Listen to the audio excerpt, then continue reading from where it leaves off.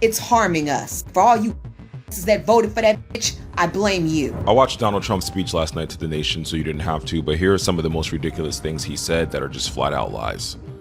The United States has never been better prepared economically to confront this threat. You all know that. We built the strongest economy in history. This situation just took a serious turn. Iran's president has released an open letter directly to the American people, completely bypassing the government. Not politicians, not officials, just straight to the citizens.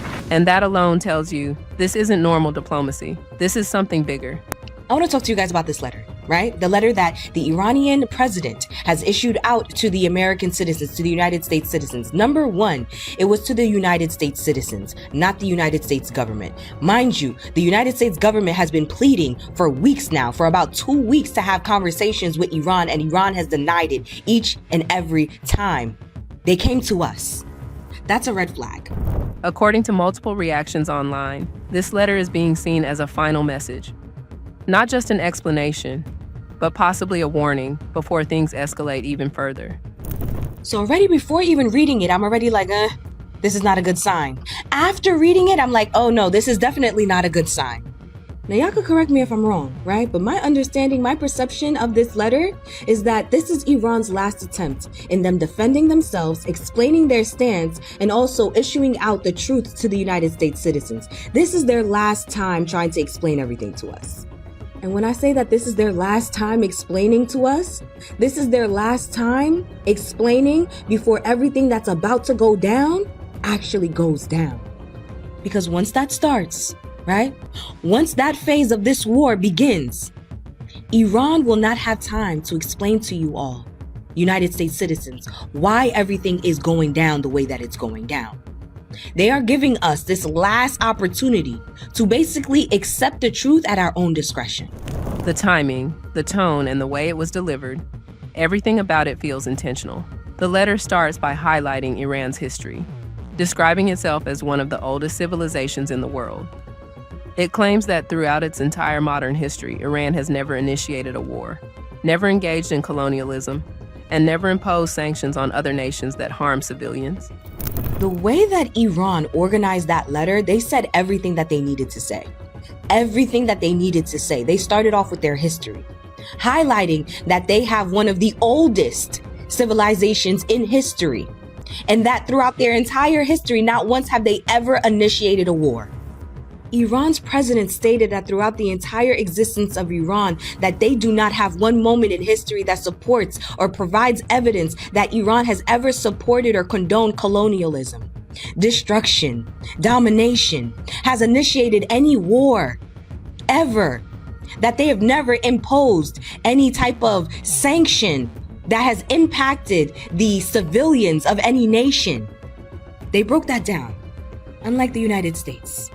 After stating that historical fact, Iran, in the letter, states that portraying Iran as a threat is neither consistent with historical reality nor with present-day observable facts.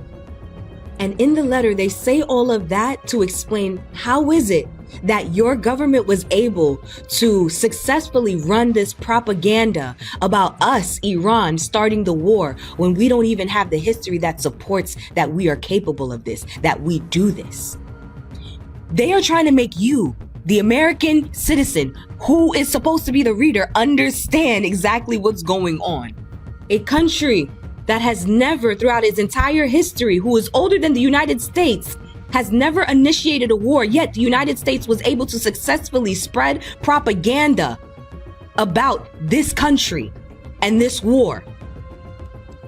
Let that sink in. Instead, it positions itself as a country that only responds when attacked.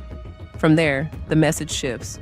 Iran argues that the image of them being a global threat is not based on reality, but rather on narratives created for political and economic reasons. In simple terms, they're saying, if a threat doesn't exist, one gets created. In the letter, they then, Iran, explained to everybody that the Iranian people have no hate towards the American citizens, towards any European, towards anybody, to be honest. Right? That they, right, in their government has always made the clear distinction between government and the people. You understand how that distinction is deeply rooted in principle and collective consciousness, something that we don't have here in the United States. He pointed it out. That statement was not only made to disgrace and shame the United States government, but also the citizens, the active citizens that elected these people into these positions. And then right before the letter ends, you're now at the point, if you're reading it, right? You are 3/4 into the letter. Iran poses the fundamental question, exactly which of the American people's interests are truly being served by this war? Another key point in the letter is the clear distinction between governments and people. Iran emphasizes that they have no hatred toward American citizens or people from any other country. Was there any objective threat from Iran to justify such behavior? They're asking you, the United States citizens, what did they do to deserve this? What can your government, the American government, say to justify such actions? What did they do? They're asking you, the American citizens. They want you guys to open up your eyes and see what the fuck is going on. All of these actions that the United States government is implementing, is imposing, on whose interest, on behalf of whose interest are they for?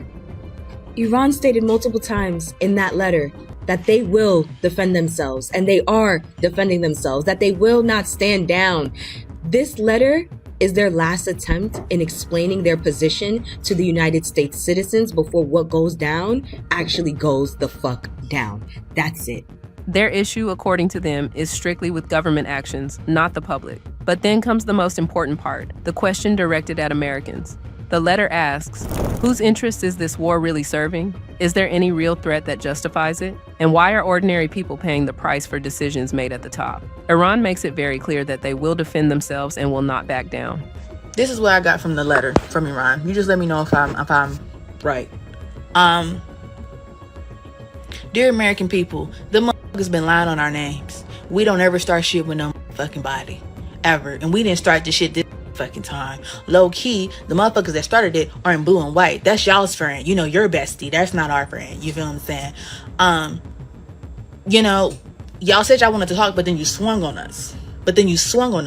And now we are shocked that you're shocked that we're fighting you because you swung on us. It's like we in the middle of a fight and you surprised that I'm landing some haymakers. Why would you be surprised about that? I have never lived in another country. I don't start wars, but I finish them. That's what the fuck the F stands for.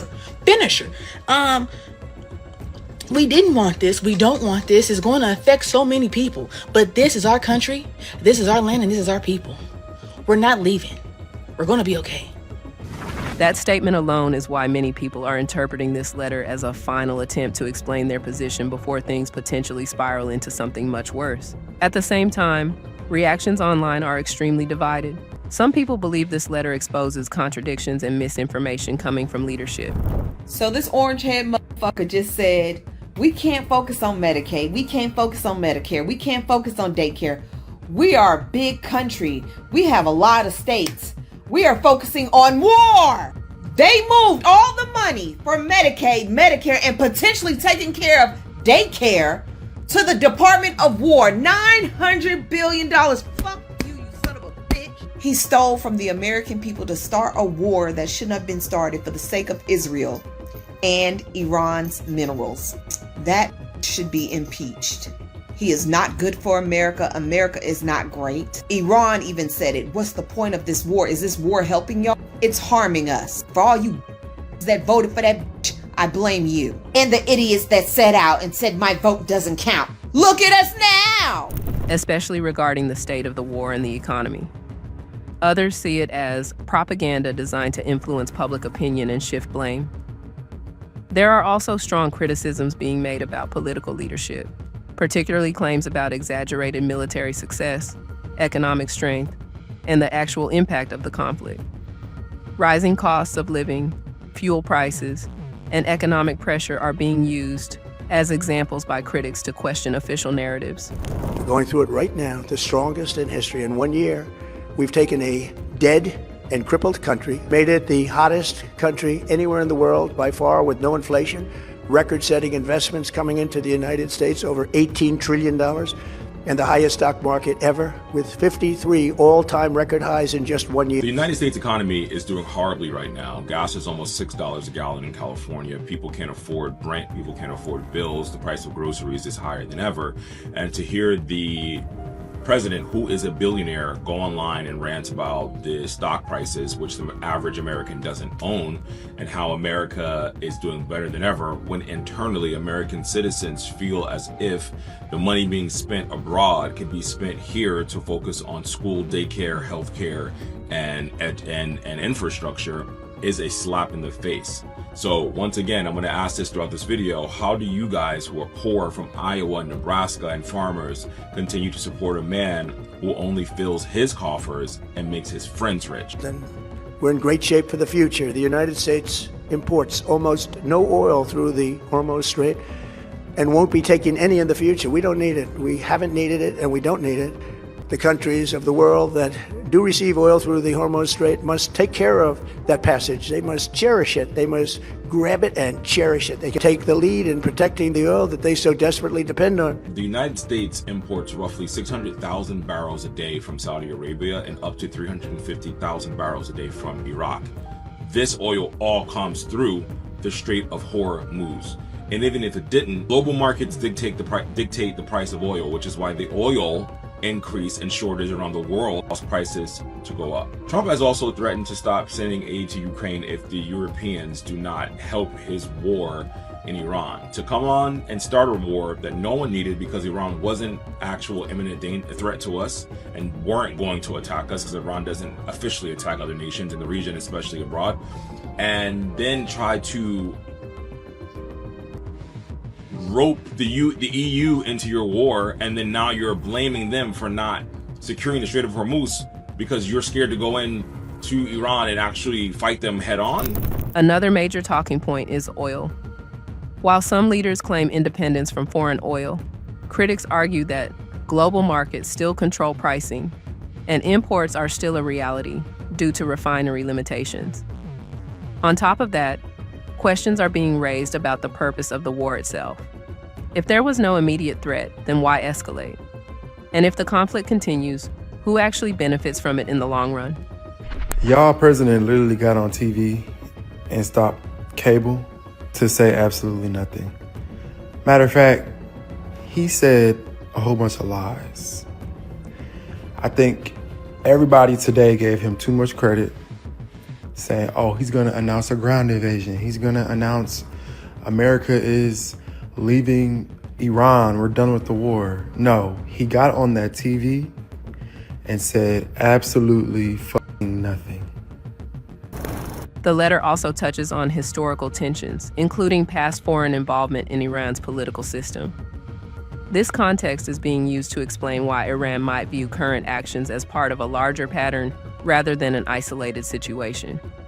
Here's what you need to know about Trump's April 1st speech about his Iran war. First of all, it's weird that he did it on April 1st because not only is it April Fool's Day, but it's also a month since he started the war. And this was the first time that he made the case to the American people as to why we're at war. Usually, presidents do that before they start a war. Anyway, Trump said that the real reason we're at war is because of nuclear weapons and that Iran was developing them. And that's funny because we actually used to have a deal in place that was stopping Iran from developing nuclear weapons. And it's also funny because last summer, Trump had what he called Operation Midnight Hammer, which he claimed obliterated Iran's nuclear program. And it's also strange because Trump's director of national intelligence said that Iran was not reconstituting its nuclear program. But who knows? Trump says the nukes were a problem and that's why we're at war. He also talked about the pain of rising gas prices. Gas prices across the country are now averaging over $1 a gallon, and that is making it more expensive to fill your car, but it's also making everything else more expensive because our whole economy, unfortunately, runs on gas. Now, the real problem is that 20% of the world's oil supply comes through the Strait of Hormuz, this narrow passage here. And see right here, this is Iran. So they are able to shut it off and close off 20% of the world's oil supply. Trump says it doesn't matter because we produce so much of our own oil. But anyone who's taken even a basic Economics 101 class knows that supply and demand are connected.